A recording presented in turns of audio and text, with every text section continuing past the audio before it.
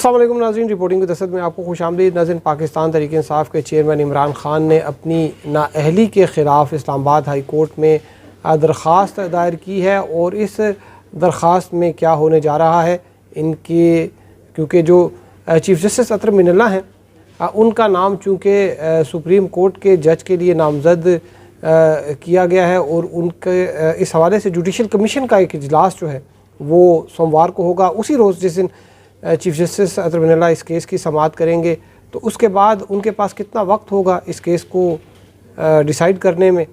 और क्या वो इस वक्त में इस अरसे में ये इस पर फैसला हो सकेगा या नहीं, इस हवाले से आपको थोड़ी सी वजाहत करेंगे। और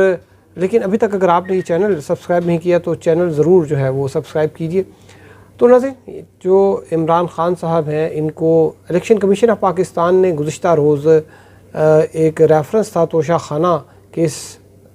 था, उससे मुतल्लिक रेफरेंस था, उसमें इनको नाअहल करार दिया था। और इलेक्शन कमीशन के मुताबिक इन्होंने इमरान खान साहब ने अपने जो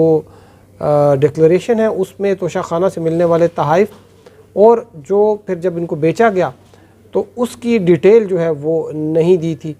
और इमरान खान साहब ने जो है वो अपनी पिटिशन में बड़ी एक दिलचस्प बात भी लिखी है। उन्होंने कहा कि जो तो तहाइफ बिक चुके थे 30 जून से पहले, उनकी देने की ज़रूरत नहीं थी,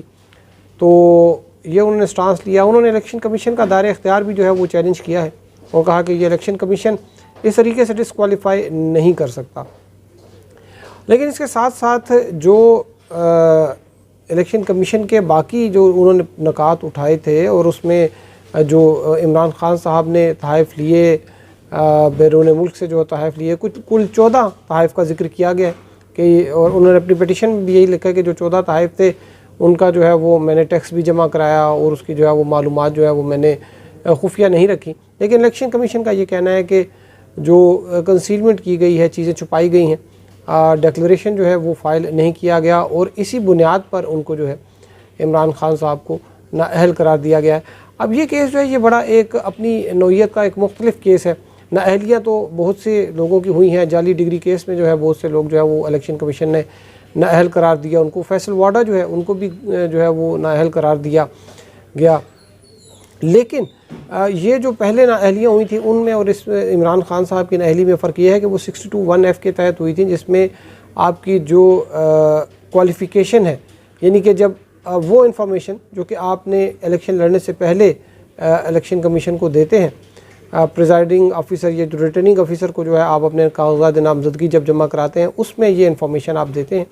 कि मेरे पास ये कुछ है, मेरी ये शहरियत है, मेरे बीवी बच्चों के ये असासाजात है, मेरे ये असासाजात है, बैंक अकाउंट्स की डिटेल होती है, ये तमाम जो है वो रिटर्निंग ऑफिसर को दी जाती है। और उनमें अगर कोई चीज़ जो है वो गलत जो है वो सामने आए, कोई गलत बयानी सामने आए तो फिर उस पर जो है वो 621(f) के तहत डिस्क्वालिफ़िकेशन होती है, पहले होती रही हैं। लेकिन 63 जो है ये है डिस्क्वालिफ़िकेशन का प्रोसेस है और इसमें जो है वो ये कहा जा रहा है कि इलेक्शन कमीशन ऑफ पाकिस्तान के पास ये इख्तियार नहीं है कि ये डिस्क्वालिफ़िकेशन यानी कि 63 का जो है वो अपने तौर पर कोई फ़ैसला ले, आर्टिकल 63 के तहत किसी को डिस्क्वालीफाई करे, क्योंकि ये काम जो है ये अदालतों का है। अगर किसी अदालत से ये चीज़ साबित हो जाती है कि इमरान खान साहब ने जो है गलत बयानी की, उन्होंने कोई जुर्म किया और वो कोई अदालती फ़ैसला आ जाए तो उस बुनियाद पर जो है इमरान खान साहब ये डिस्क्वालीफाई हो सकते हैं। इलेक्शन कमीशन कोई अदालत नहीं है, इसके पास अदालत के इख्तियारात तो हैं लेकिन ये एक कॉन्स्टिट्यूशनल कोर्ट नहीं है, ये एक कॉन्स्टिट्यूशनल इदारा है जिसका काम साफ़ और शफाफ इलेक्शन करवाने हैं। तो ये किसी जो है पार्लियामेंटेरियन को प्रोसीड करके उसके ख़िलाफ़ प्रोसीडिंग चलाकर उसको डिस्क्वालीफाई करने का इख्तियार नहीं रखता। फैसल वाडा के केस में भी ये प्ली जो है, यही आर्गूमेंट्स जो है वो थे उनके जो वकील हैं फैसल वाडा साहब के। लेकिन इस्लामाबाद हाई कोर्ट ने उस केस में ये कहा कि चूँकि सुप्रीम कोर्ट ने हबीब अकरम केस में 2018 में ये चीज़ वाज़ह कर दी थी कि अगर किसी शख्स ने जो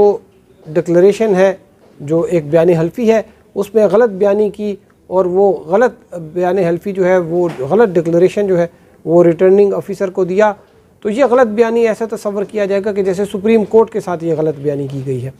और फिर इसकी जो है वो सज़ा भी होगी। और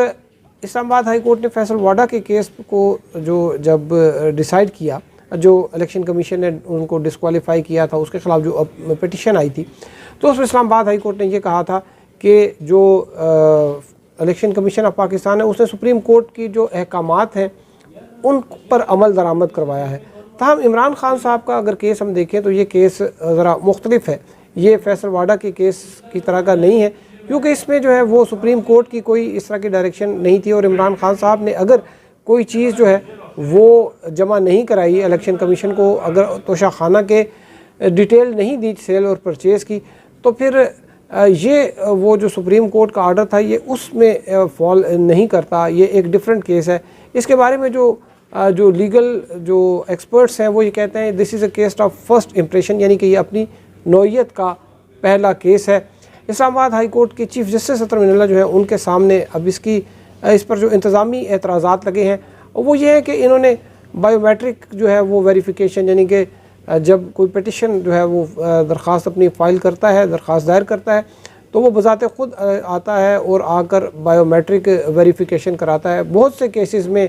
बायोमेट्रिक के बग़ैर, वेरिफिकेशन के बग़ैर इस्लामाबाद हाई कोर्ट ने उनको इजाज़त नहीं दी। ताहम इमरान खान साहब के ही एक केस में पहले तो उनको बायोमेट्रिक के बग़ैर उनकी एक पिटिशन एक बार नहीं लगी, लेकिन गुज़िश्ता एक जो इनकी पिटिशन आई थी जिसमें फ़ॉरेन फंडिंग की जो FIA की इंक्वायरी चल रही है उसमें इनको एग्जेम्पशन दे दी गई थी। तो ये एक कोई सेट क्राइटेरिया नहीं है। इस्लामाबाद हाई कोर्ट के जो चीफ जस्टिस हैं जब वो इसकी एतराज़ात पर समाअत करेंगे तो हो सकता है वो इसको जो है वो ओवर जो है वो रूल कर दें या इसको सस्टेन कर दें। ये दोनों पॉसिबिलिटीज़ हैं, लेकिन जो एक ऑब्जेक्शन है कि इलेक्शन कमीशन ऑफ पाकिस्तान की जो हुक्म है, जो ऑर्डर है, उसकी सर्टिफाइड कापी नहीं लगाई गई, क्योंकि अभी तक वो ऑर्डर जो है वो एक लिहाज से मुकम्मल नहीं हुआ, क्योंकि एक जो मेंबर है उन्होंने उस पर दस्तखत नहीं किए। फिर उनके दस्तखत के बाद जो है वो एक सर्टिफाइड कापी अप्लाई की जाती है और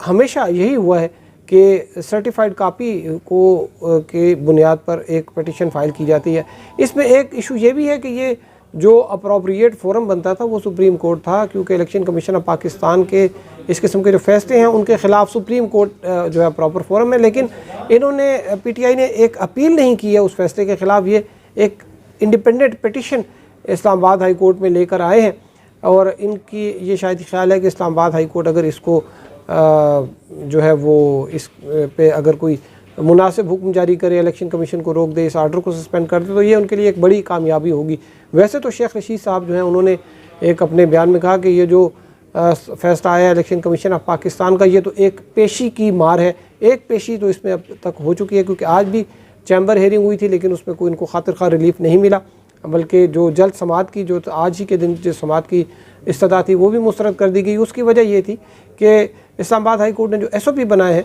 वो ये है कि अगर किसी की जो है हेबियस कार्पस यानी कि हब्से बेजा में कोई अगर शख्स है, उसकी जान को, किसी की जान को ख़तरा है या किसी की शख्सी आज़ादी जो है उसको ख़तरा लाहक है, तो फिर सेम डे यानी कि उसी दिन जिस दिन दरख्वास्त दायर करें उस दिन उसकी समाअत हो सकती है, चाहे वो छुट्टी के दिन दायर करें। लेकिन इस केस में ऐसी कोई एमरजेंसी नहीं थी, तो इसको अब सोमवार के दिन जो है वो लगाया गया है। सोमवार के दिन जो है जस्टिस अतर मिनल्ला जो है उनका जो नॉमिनेशन जो है वो उस पर कोई जुडिशल कमीशन ऑफ पाकिस्तान उसकी कोई रिकमेंडेशन वगैरह आएगी, और अगर उनको जुडिशल कमीशन ऑफ पाकिस्तान ने रिकमेंड कर दिया तो फिर 14 दिन के अंदर जो है वो पार्लियामेंट्री कमेटी जो जजेस अपॉइंटमेंट है उस पर ये पाबंद है वो कि वो 14 दिन में इसको जो है वो डिसाइड करे।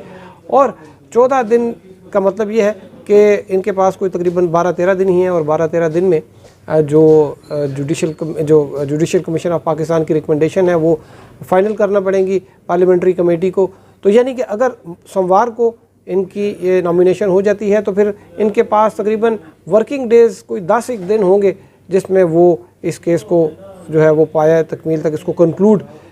जो है वो अगर करना चाहेंगे तो उन्हीं 10 दिन में जो है वो कर सकेंगे। उसके बाद जो है वो इनकी मुतवक्का है कि वो सुप्रीम कोर्ट में चले जाएं। ताहम जस्टिस काजी फ़ाइज़ ईसा ने भी जो है वो आज एक ख़त लिखा है सुप्रीम जुडिशल काउंसिल को, और लगता है कि शायद ये मामला शायद कहीं खटाई में ना पड़ जाए सुप्रीम कोर्ट के जो 5 जजेस की तकर्री का। आपको इस हवाले से मज़ीद अपडेट करेंगे। अब तक के लिए इतना ही, हमारे साथ रहने का शुक्रिया। अल्लाह हाफ़िज़।